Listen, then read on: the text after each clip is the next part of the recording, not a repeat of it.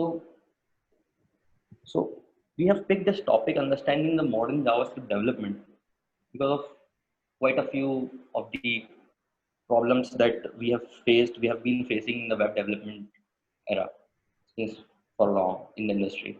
So, before we get into it, let me quickly introduce myself.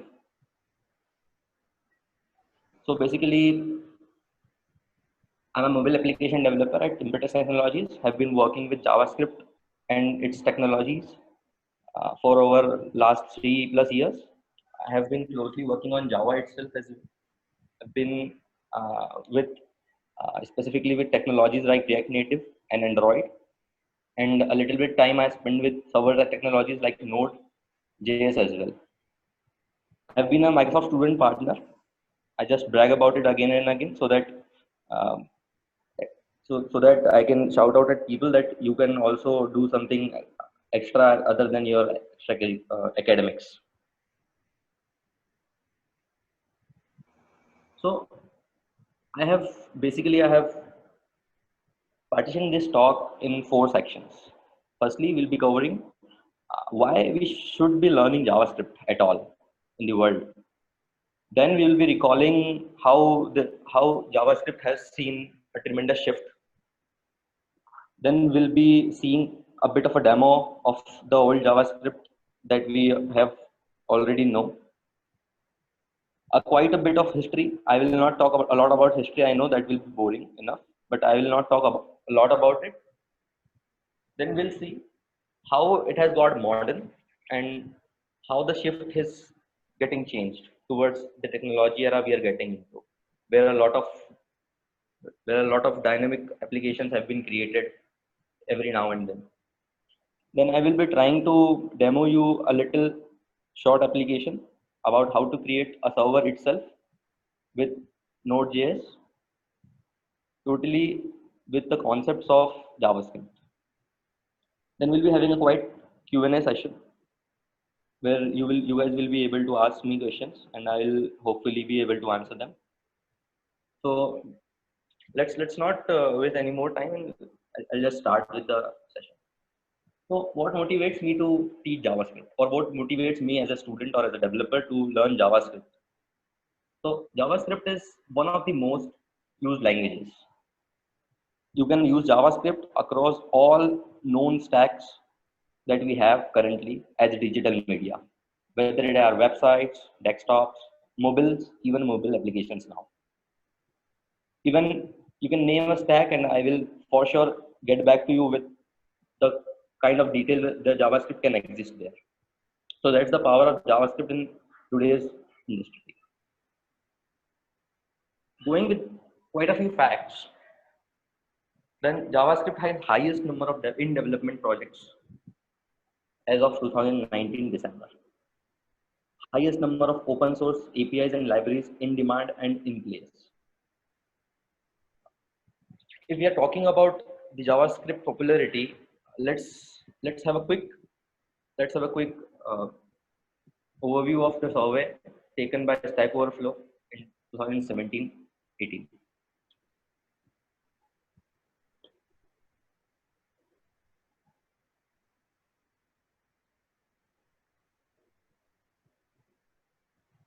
So if we look at the survey of technology, where JavaScript stands one of the most loved languages and most useful languages above all languages in 2018 and 19. The survey started in 17 and has got ended at 18. So it's published in 19 only. So that's that's one thing that I wanted to share. Now, please let me know if my screen is not visible at any point of time. Okay, so I guess this must be enough motivation for learning JavaScript. So that those all were the reasons JavaScript has gained a very soft spot, or more, and has gained this spot in one of the most useful technologies in the industry like never before. So let's start with JavaScript that we all knew. What is it?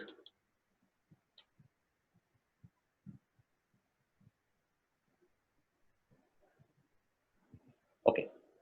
So JavaScript is basically a lightweight single-threaded interpreted programming language with first-class functions. So let's get rid of the last line, that is first-class functions. Let's think about a lightweight single-threaded interpreted programming language.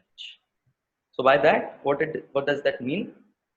That a language that is not compiled but is translated when it is run, and it is lightweighted at it has only a single thread to work. Not to mention, it has always been a client-side language, so can run only in browser environments. And as I said, it is interpreted. So let's look at how a typical web page would look behind the scenes. We all know a web page is made of HTML, CSS. So when I think of HTML, I think of the structure, how the web page must have been structured, or the skeleton of the web page. The CSS, the cosmetic parts of the web page, the look is given by the CSS. Talking more about them is beyond the scope of this talk. So I'll just quickly jump to the next thing that actually is needed when a web page is being used by a user. That is user interaction. So by only having HTML and CSS, you cannot have a user interactive web page. That is a dynamic behavioral web page. So that's why JavaScript exists. What JavaScript do? It basically enables web pages to be interactive. So for example, you click on a button and something happens. That's JavaScript for you. So a long definition. So JavaScript is basically a scripting language that allows you to implement complex features on web pages. For example, every time you do anything on web page that is beyond just sitting and displaying static content is something that JavaScript is doing for you. For example, you are pinching out zoom pinch out maps. You're having videos running through your website. You're having the Zoom call. If you're having Zoom call on Chrome, that's JavaScript for you. Even JavaScript for you. So this is basically what JavaScript has always been thought of. Now, I would like to show the same old JavaScript in action by a very small demo. So I'll just quickly open that. Just wait a minute.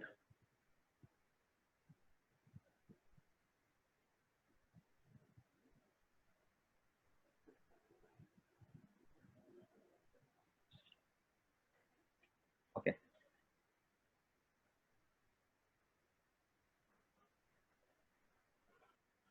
I guess my new screen must be visible by now. Let me just quickly check it on the other.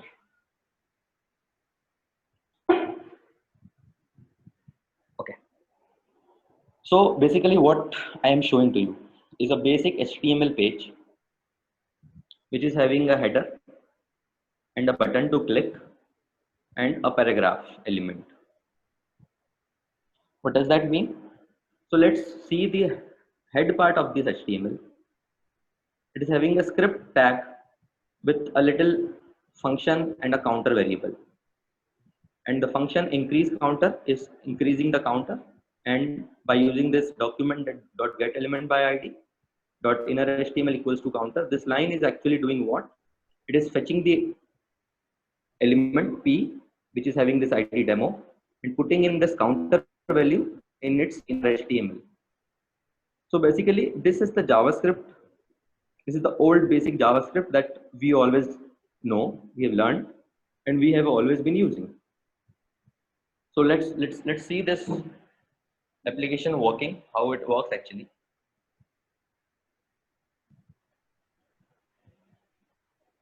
So basically this is the web page that we have built using this code which I show. So on my expectations, what this button should do is on the on click of this button, this increase counter should function. So basically this counter value is 10. So let's hit the button first. So when I am clicking this button, the counter value is getting increased and is being displayed in this paragraph tag. And I guess this is not static, right? Because this is how we have always done the dynamic parts in the web page. So this is the plain basic JavaScript that we always know. Let's move back to the slides.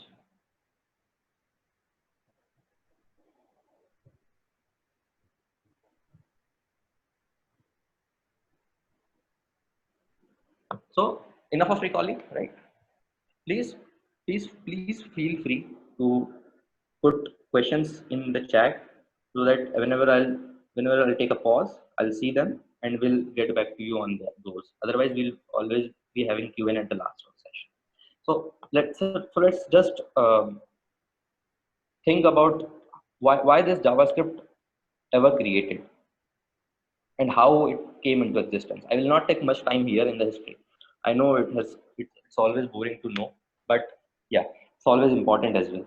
So in the very beginning of 90s, we already had static pages. That is plain dumb dead web pages lying there, showing information, nothing like that. Just like articles, which doesn't have buttons or any input elements that a user can interact with. So that's the problem that many of the people saw, and that's the need actually. It's not the problem. The problem, it became a problem next. So there's always a need first.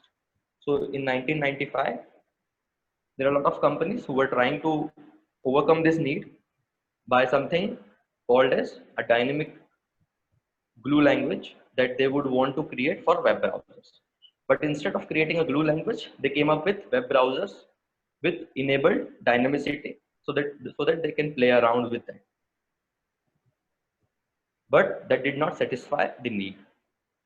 So by that time, Java was very successful and Sun Microsystems were doing very well. They had the best developers in the world, just like Google has now. So this Netscape, the first ever company to build a very good browser, Netscape Navigator. A few guys from there contacted Sun Microsystems to get into an agreement to create such a language. And in the very next 10 days, they came up with a prototype called LiveScript. They saw a tremendous potential in the language and tried to standardize that, because without standardizing a language, the language is of no use in the world, because people would come up with their own versions of the implementations of the problem solution, and then a chaos will be made. So that's the need of the standardization of a language. So finally, after looking at the pace where a lot of companies were running behind creating such a thing, they tried to standardize it, and on seeing the popularity of Java, they named it after Java as JavaScript, just to make it popular. Now the standardization process took place, and they approached the ICMA, that is European Computer Manufacturers Association. That is one of the organizations in the world that standardizes a language syntaxes and semantics. So ICMA, just like JD, we have Java versions. ICMA is the organization that has that qualifies the standard for JavaScript versions to be in the world. So ECMAScript 1 coined in 97 and is now universally accepted JavaScript version for web browsers. So now every web browser vendor, whether it is Mozilla, whether it is Chrome or Edge or Internet Explorer, has to comply to some kind of ECMAScript standards, so that the web developers or the other developers can be stress free to develop the JavaScript as per the standards. And now we are in this 2019 with latest ECMAScript 7 that is being released in 2018. So JavaScript has been seeing a tremendous shift. So before getting into the modernization, let's see how JavaScript actually works. JavaScript, as I told, JavaScript works on web browser environments. That is, it is not compiled. It cannot be run directly on machine, just like C++ or Java. It requires a middle level browser to get run on, because it has always been created like that, because it is a language for web browsers to make web pages interactive. So it requires a niche engine, which we call a JavaScript engine. So JavaScript engine is nothing but a program or an interpreter that executes the JavaScript code. Basically, JavaScript has always been interpreted for all the time. But recent modifications to a lot of engines, upgradations have are now able to compile the JavaScript in a much better format that is easily understandable by a machine. So JavaScript is got faster in execution. So let's talk about one of the engines that we have now in the present world, that is Google V8. So everybody knows Chrome is the fastest web browser. Just give me a second, guys.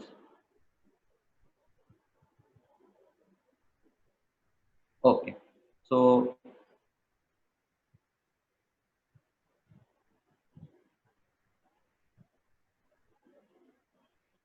okay. So I was talking about Chrome and V8. So JavaScript engines basically. So everybody knows Chrome is the fastest web browser, regardless of what it employs. We all know, because it loads the web pages very fast than Mozilla or than any other vendors like Opera or whatever it is. So why? It is because the engine the Chrome employs is highly optimized to run JavaScript at very high speed. And how is it got possible? Is because they are not interpreting JavaScript anymore like like the world used to interpret it, or like we used to interpret it before. The reason is straightforward. They have tried to come up with something called just-in-time compiler for JavaScript. So they are now compiling JavaScript beforehand of the execution happens. The just-in-time compilation is basically nothing but bundling of JavaScript. We'll talk about it later. But for now, let's just understand. The JavaScript was behind the other languages due to quite a few things. First, it never used to be compiled, and it has no or very less number of threads. Basically, just one, where all of the code has to be executed. You cannot do multi-threading in that, right? So what happens? So due to that, the language set has a lot of setbacks in terms of performance or in terms of a lot of things.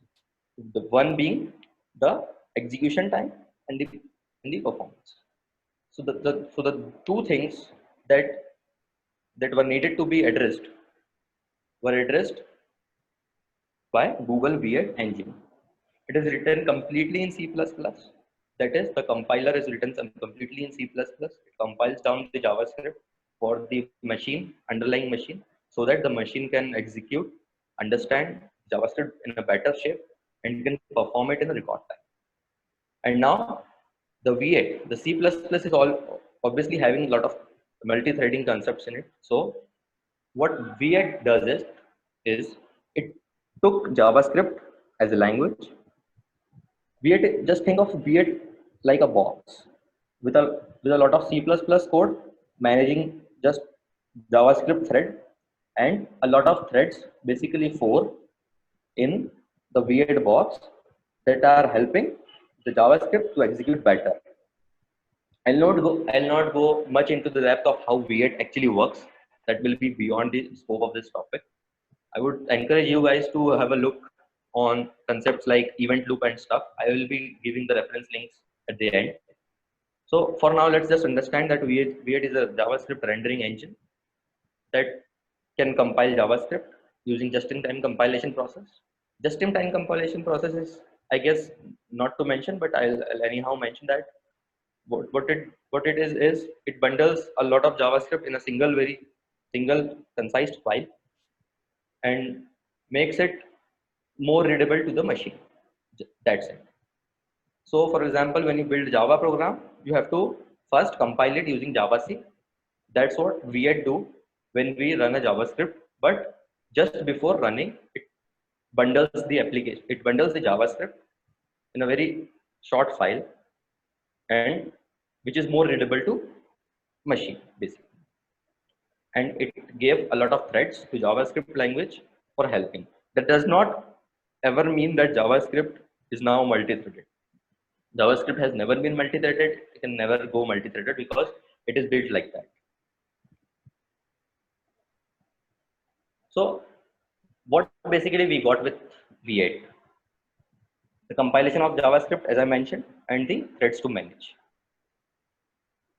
So what's missing? So when we talk about something missing, we talk about some context of missing in comparison to something else, right? So what I'm talking in comparison here is a general purpose programming language. Quite nice, right?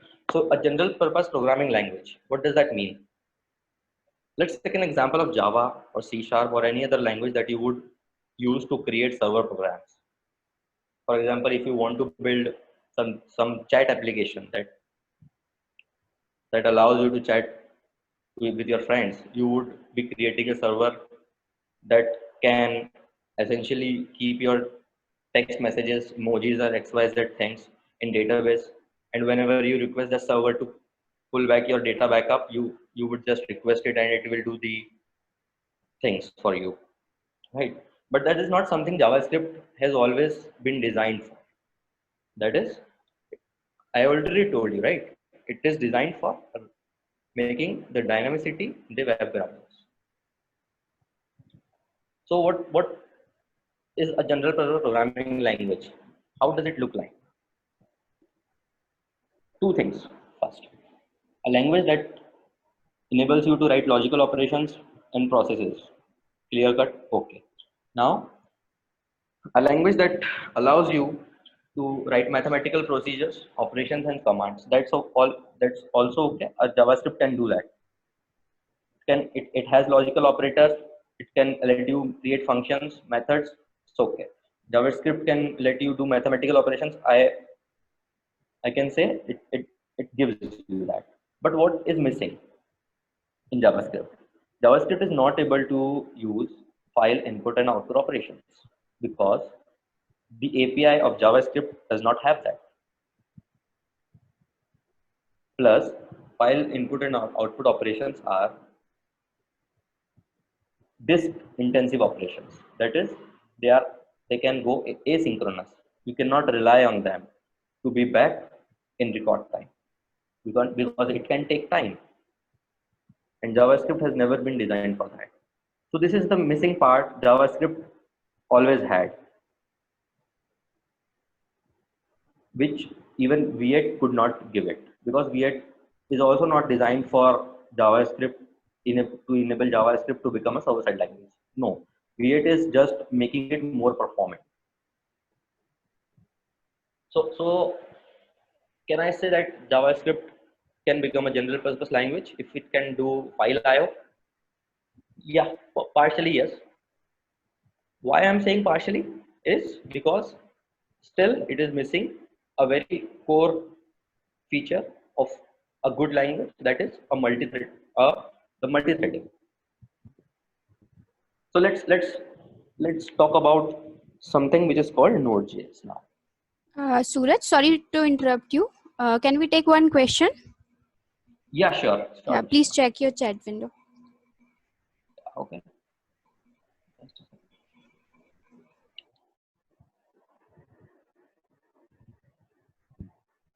The latest question, I guess, from Rajesh Sharma. Okay. I'll just take one question for now. Why should we choose JavaScript over Python? Python is far more easy and require less code. From Rajesh. Okay. So Rajat, I guess pretty good question from you.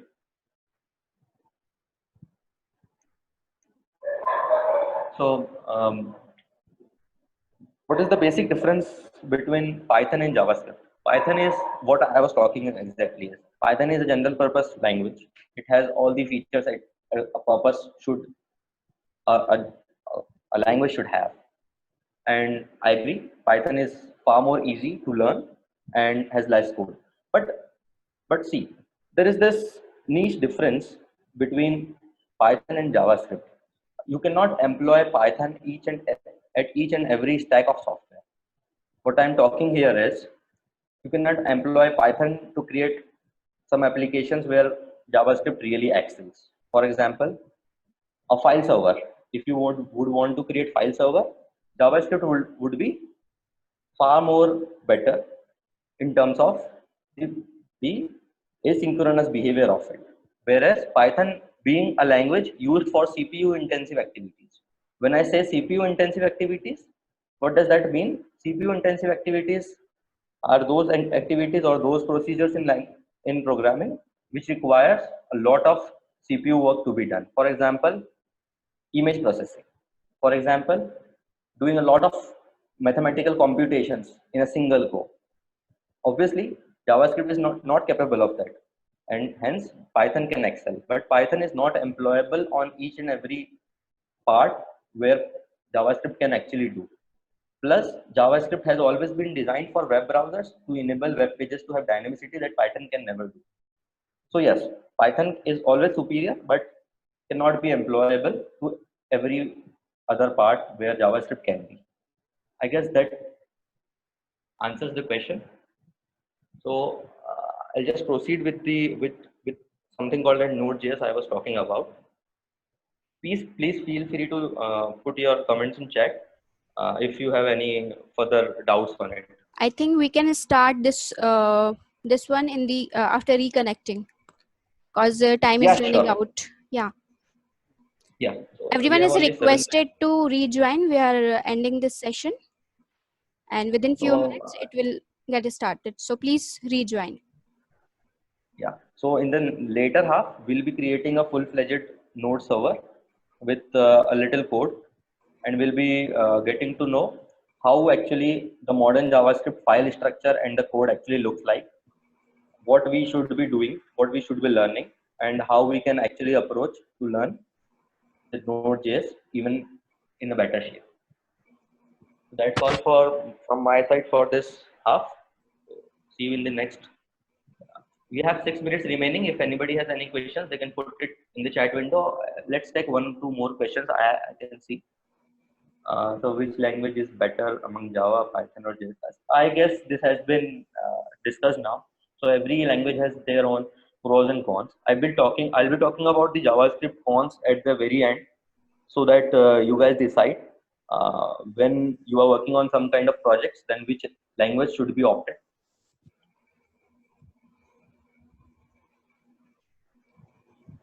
Okay. So Okay.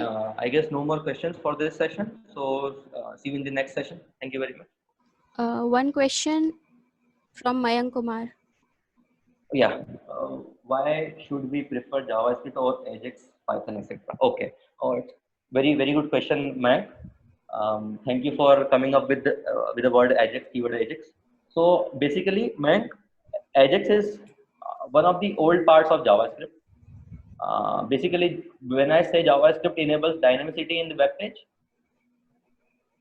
the better form of dynamicity in terms of network I/O is something called Ajax that gives us that. So when you call Ajax, it is asynchronous JavaScript. So what is asynchronous? We need to understand that first. So asynchronous is something you request some resource from a computer, and the computer is not sure whether it will be able to give that back to you or not. So you cannot halt your program there only and wait for that resource, but you want to continue with your next things. So for example, I can breathe when I'm talking. So just like that. So Ajax is something that won't reflect your web page is doing something behind the scenes, but it is actually requesting a lot of things. For example, when we are searching YouTube, the YouTube recommendation system must be updating your preferences according to your search behavior in Google database. So that's where Ajax is really useful. But we have far more advanced constructs in JavaScript than Ajax now. And I guess, Mayank, we have already talked about Python. So if that's satisfying, then it's okay. Otherwise, you can again put some question on chat. Mayank? From O.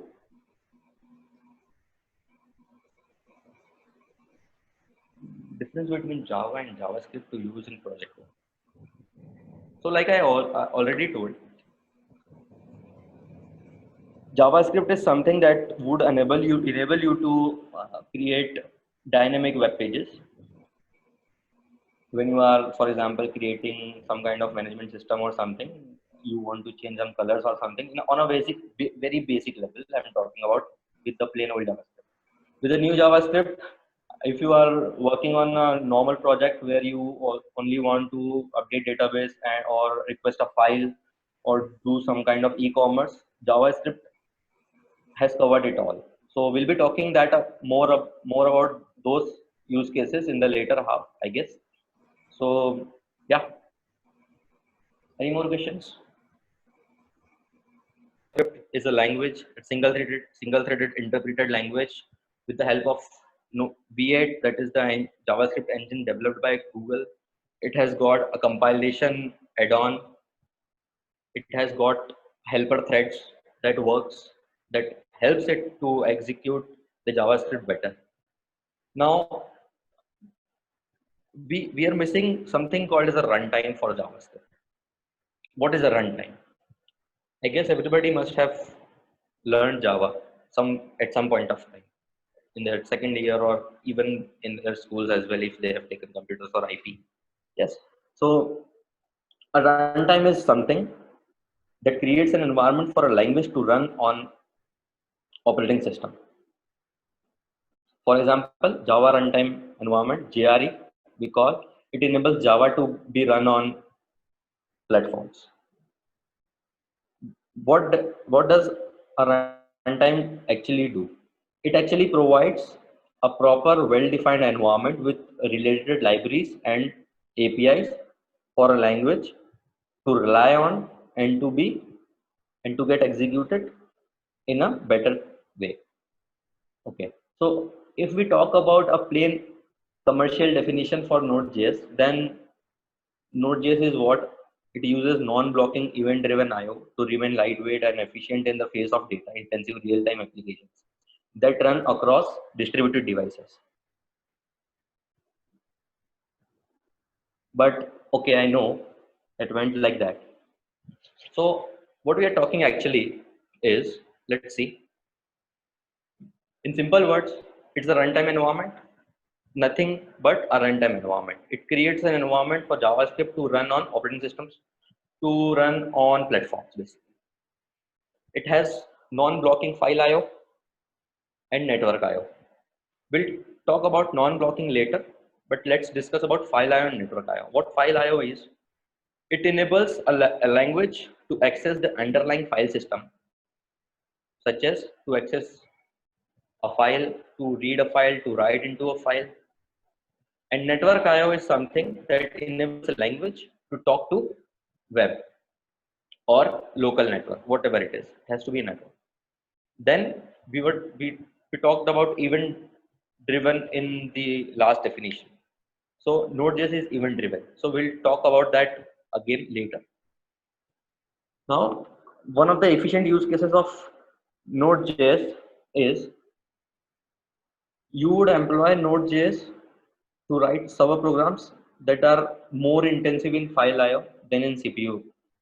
So for just a clarification, JavaScript has only single thread, so it is not as good as other languages in terms of computations, but it is very good in terms of file accessing, and coupled with Node.js non-blocking architecture, it is creating miracles. So let's talk about what non-blocking actually is. So on the right side, you are looking at a Node.js architecture server, and on the left side, you are looking at a traditional server.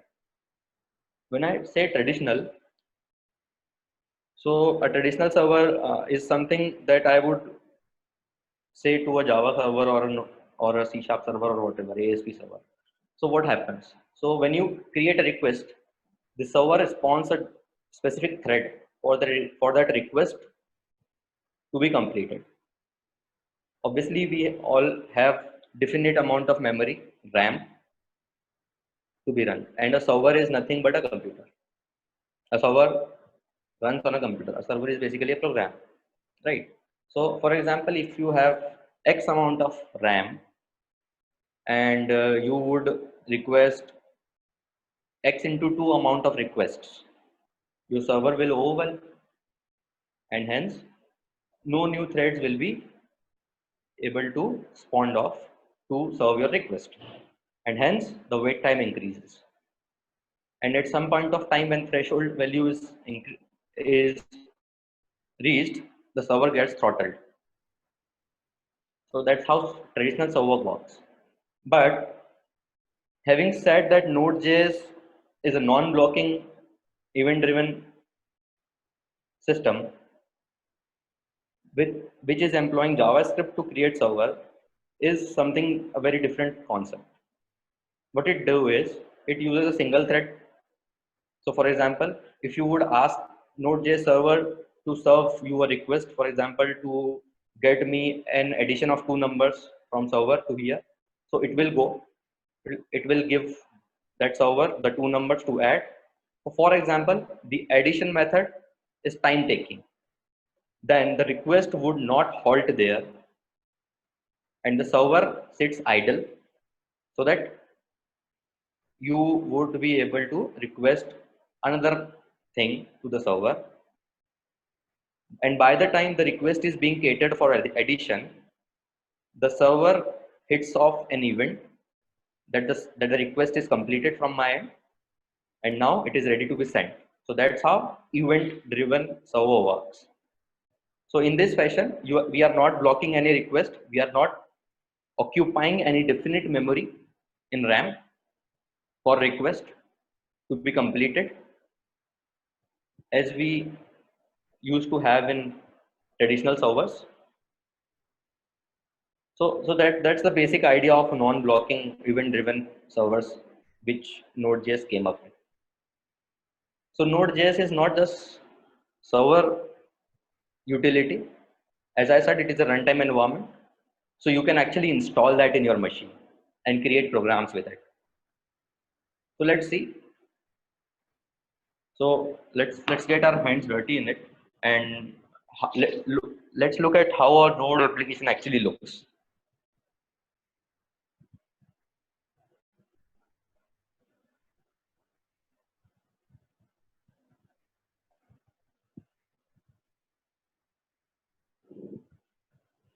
Let me just quickly open one of the codes that I have came up with for you guys.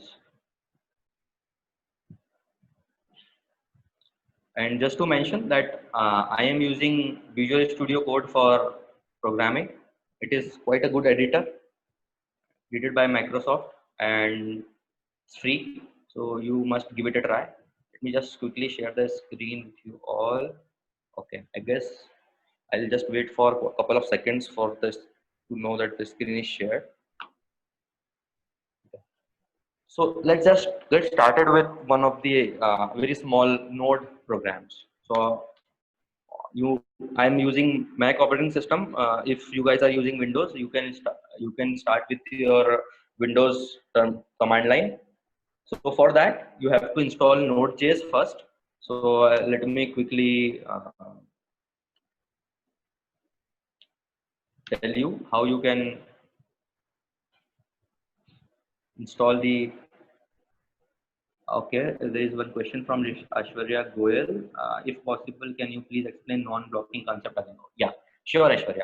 So what I was talking about the non-blocking is, for example, you go to market and you are being asked from your mother to buy something some X thing.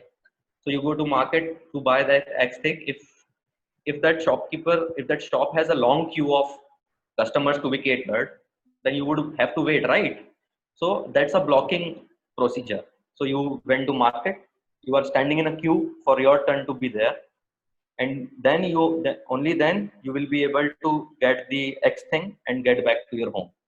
This is a blocking process and the concept. What if you would be having this lecture at the same time your mother would be asking? For example, if we developers are working from home, we have a lot of distractions. So yes, so students must be having the same. So your mother is asking you to buy something from that shop, and you would rather want to be studying or attending this lecture. So if you could employ somebody else in place of you, or maybe you can have some kind of system where you would be able to place an order to the shopkeeper, and whenever your turn is there, the shopkeeper would give you a heads up on a chat that okay, now you can come and get your thing. So you would be saving a lot of time. So that's an event that shopkeeper has created, a event of fulfillness, that now since the shop is vacant, now you can come up and take your things and you can go back. So this is non-blocking. So by listening to it, you might be thinking that it could have been done very easily via a secondary thread, by multi-threading.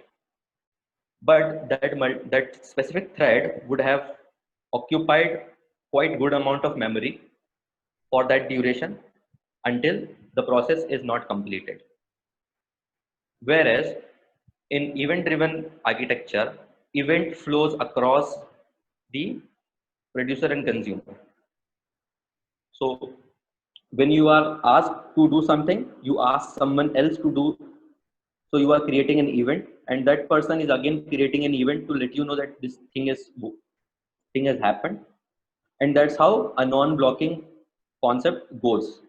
I guess that that answers your question. If not, please write in chat. I'll try to come up with something else to show you.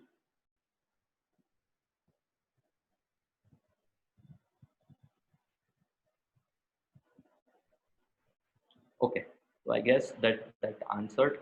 So let me share my screen to let you know, guys know that how you can download Node.js. So basically, downloading and installing Node.js is very simple. You just have to go to Node.js website and you have to download the latest stable distribution. Try not to use the current latest features because they must be unstable. Use the recommended for most users. Once you are done downloading this, I'm not asking you to download it right away and be with me. So once you are done downloading it, you will have to set the path just like you set the path for Java. I guess this downloader will set the path for you already. So to check if your path is already set, you please open your terminal and type in node anywhere, and you should see a node context open in your command line. So let me share my terminal now. I'll share the desktop even better. Okay, so this is my command line. So to verify that the node is being installed properly, just type in node and hit an enter. So you see the node context has opened. So you can actually code, you can actually test your little code snippets like one line in the terminal itself. So for example, if I want to write hello world, so I could go and write console.log hello world, and see, you you are given a hello world print statement right into the terminal. But that does not specify that node is just like that. That I have shown this to let you guys know that node is a platform independent entity that is open source and is a runtime that can actually let you work on a platform just like Java. So let's just get exit from this command line and start the code. So to start with a Node.js application, what you would want to do is, there is one more thing that you guys might want to know is NPM, that is Node Package Manager. I'll just quickly show you what does that mean.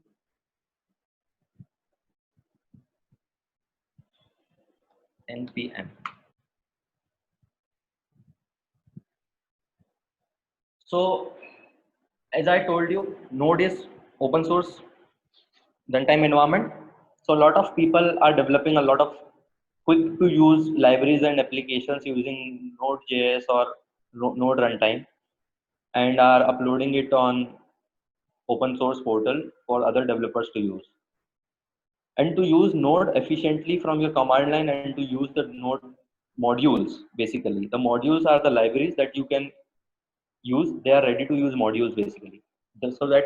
So you can install them right in your application and you can reuse the functionality that they have already built.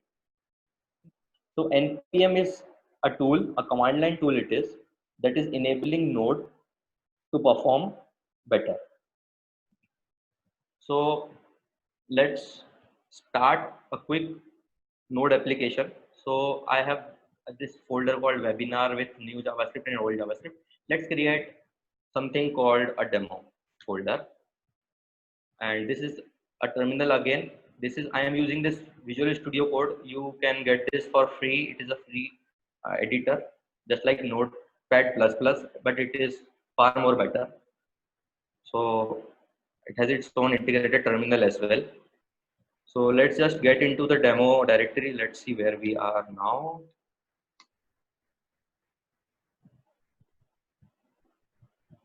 Can anybody confirm me that the screen is properly visible? Okay. There are some.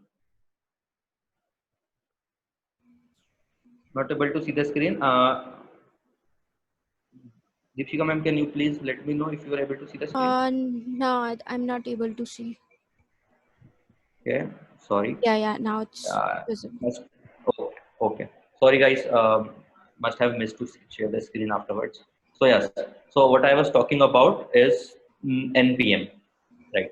So NPM is, as I told, NPM is basically a tool that is used as command line for Node applications.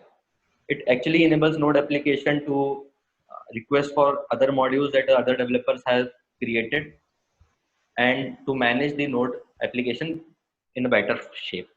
So let's see. So I have created this demo folder. So let's get into that demo folder first. Once we are into that folder, let's just quickly initialize our project. So for example, when you initialize a Java project, you would simply go and create a .java file, compile it and run it. That's it. So same, we can do that. So let's see how we can do it. Sorry, my screen is, sorry. Okay. So let's create a file into the demo. For example, index.js. I'll just write console.log hello world in that and save it. So we are in that demo folder in the terminal. I would just write node space index.js. What it will do is Node.js, as I told, basically is built on the top of V8. So it gives all the runtime execution libraries to Node as well, which it has. And Node itself gives very good runtime execution environment. So if we try to run our JavaScript file with Node, what it will be doing is it will be compiling it using JIT, and then it will be interpreting it and will be executing it. So let's just hit this statement. So we are seeing hello world.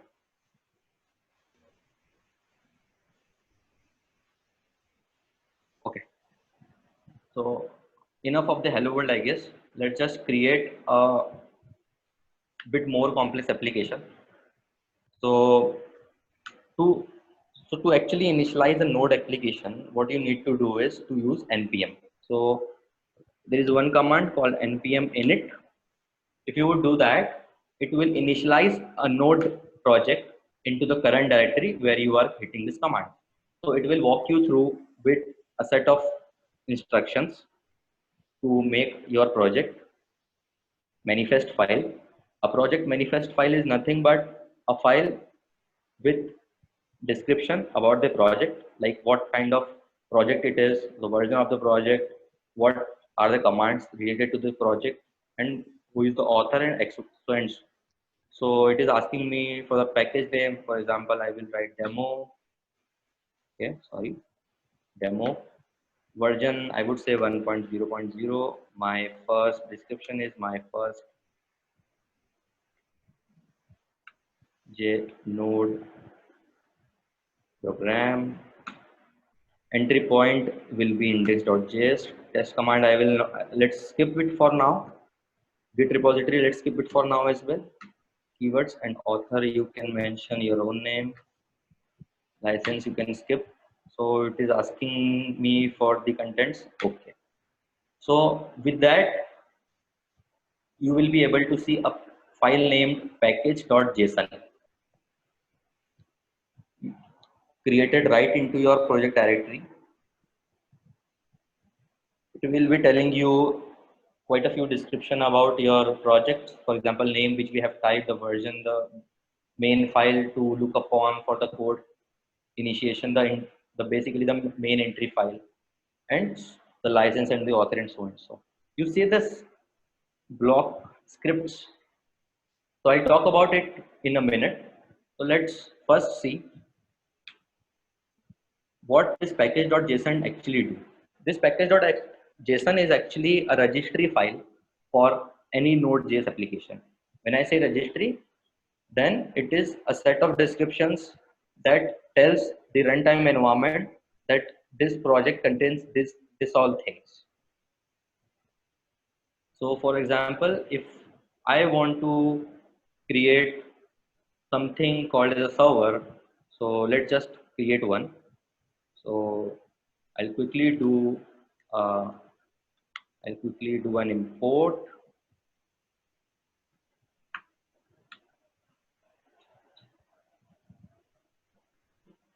So this is something that an import command looks like in Node. So I have required a module called HTTP that comes with Node environment only. So you don't have to install it explicitly. Once you have this HTTP module with you, you can actually create a server. You have to pass a request listener. Let's just mention that on which URL this HTTP server will be served. So let's do a host URL specification. So I would say it will be working on 127.0.0.1. It is my local host. Okay. We'll quickly assign a port. Let's use 3000. Right.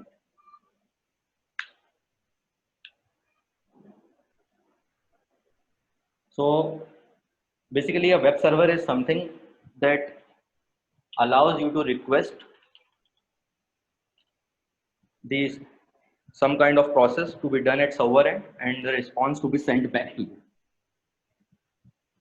So I'm just trying to let you know how the syntax looks in Node.js, how you can specify the import commands and how you can use the underlying APIs by just creating a very simple program of a server that I would hit on web page and that would give me a result, maybe a hello world or anything else. So I would just employ the request listener.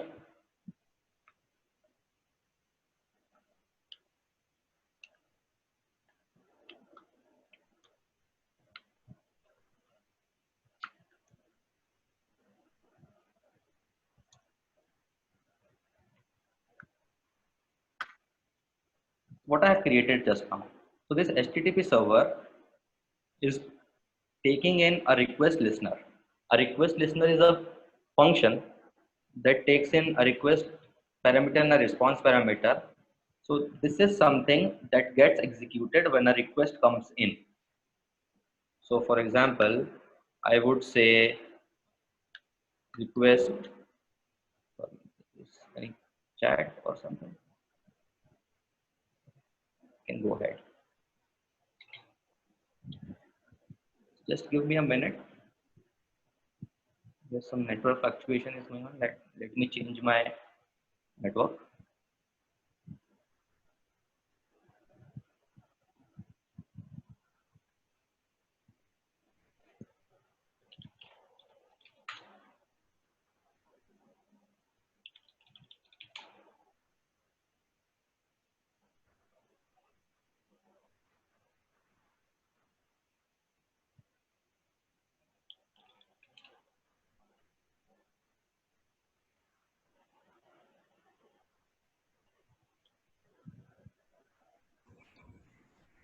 Hello, am I audible?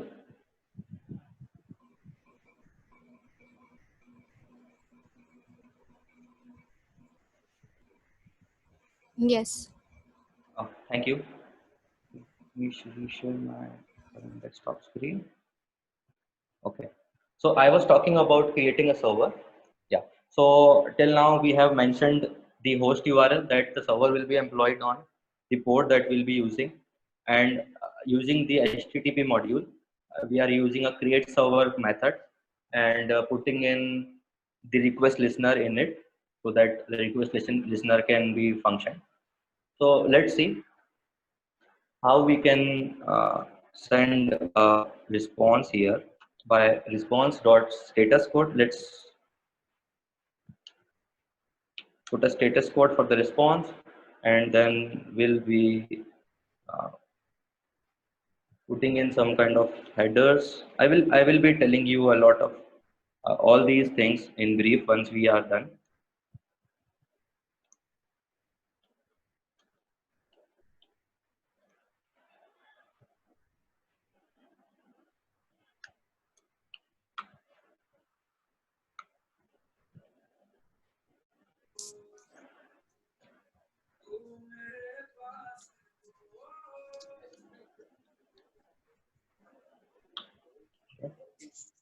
So I have created this server, and let's specify the port and the host here so that the server knows where on which port and the host it has to be started listening. I'll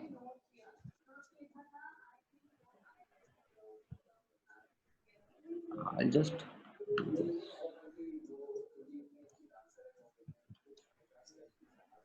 And we will start the server to listen on the port, the host URL, and the listener actually. Once it starts to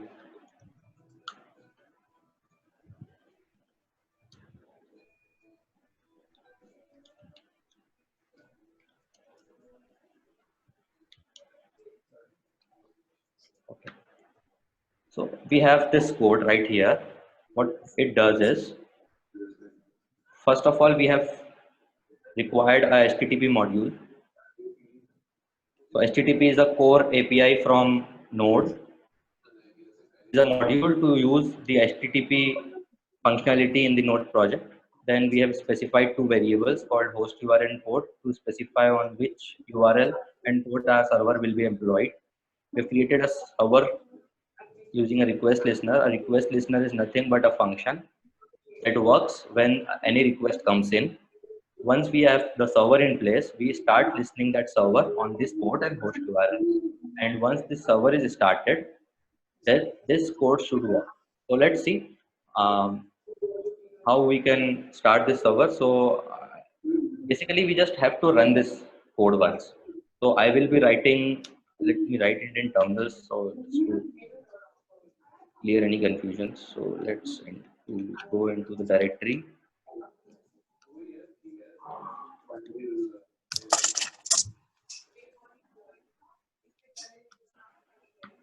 So we are in webinar, CD demo,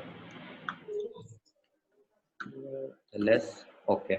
We have the index.js and package.json, right? So let's execute the index.js. So you can see the server has been started and the process is not completed as it is still up and running. So let's hit one request on the desired port we have.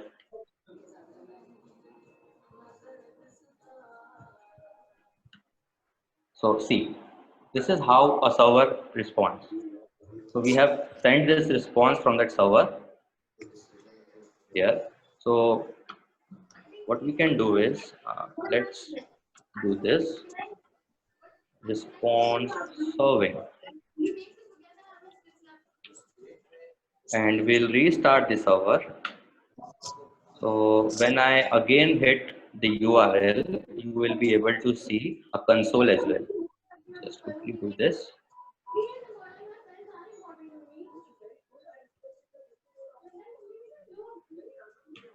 See, there are 2 times when the server is being requested.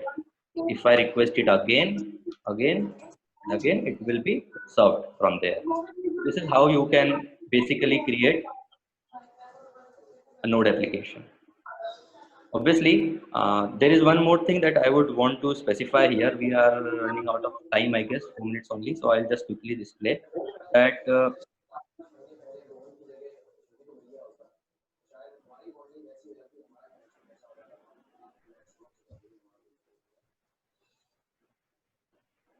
that in the package.json, this script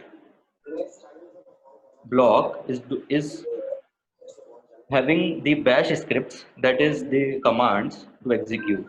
So if I don't want to execute each and every file separately, what I can do is I can make a start command and let it know that what I want to execute. So for example, node index.js. So if whenever I will now write npm start, it will automatically start the server.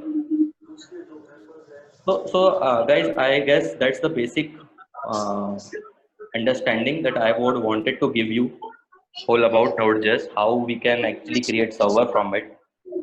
So the very next step that I would want to specify is there are quite a handful of frameworks and technologies that are inspired and are using Node environment in action. More than 70% of web development is being done on the basis of Node in today's era of web development. You must have heard of AngularJS, React.js, Vue.js, and Electron.js. All of these stacks are inspired from Node environment and are using Node somewhere for sure.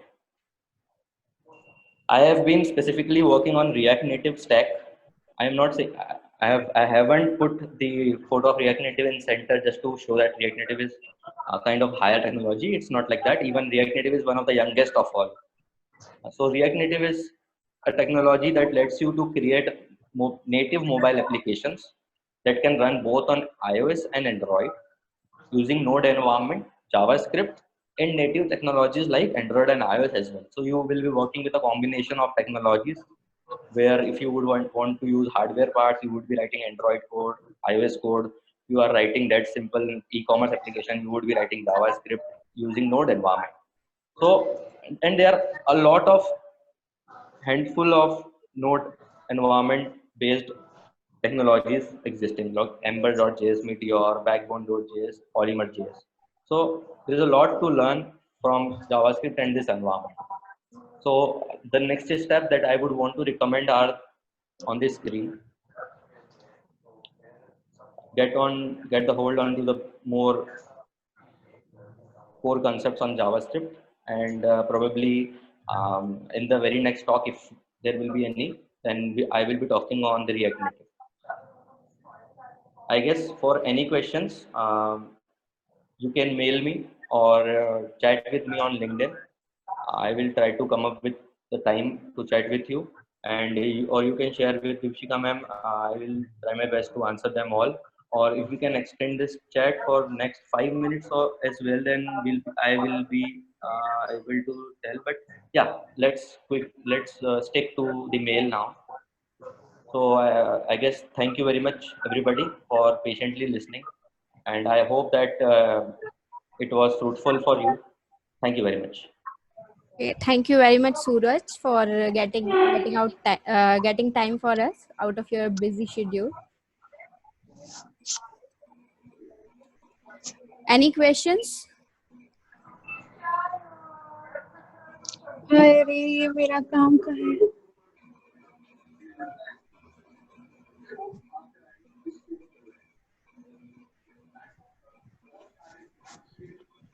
I think you all have noted down email address, so you can ask directly to Suraj. Thank you all for joining this session. So we are ending this session here. Thank you so much.